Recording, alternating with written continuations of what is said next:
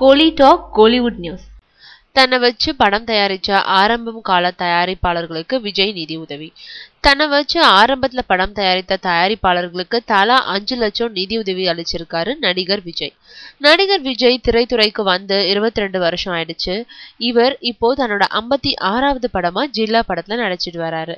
இந்த படம் பொங்கல் வெளியீடா வருது. இந்த படத்தை RB சௌத்ரி தயாரிச்சிருக்காரு. விஜய் தமிழ் சினிமாவுக்கு அறிமுகமாகும் போது தன்னை வச்சு தயாரிச்ச 5 தயாரிப்பாளர்களுக்கு தலா ரூபாய் 5 லட்சம் வழங்குற நிகழ்ச்சி நேத்து சென்னையில நடந்தது.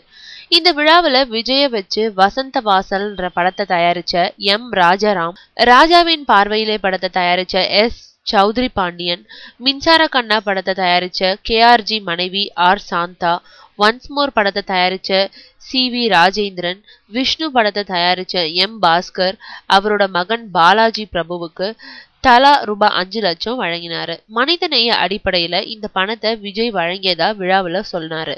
இந்த விழாவுல நடிகர் விஜய், ஜில்லா பட இயக்குனர் நேசன், இசையமைப்பாளர் D இமான் போன்றோர் கலந்துகிட்டாங்க. தயாரிப்பாளர் RB சௌத்ரியும் கலந்துகிட்டாரு.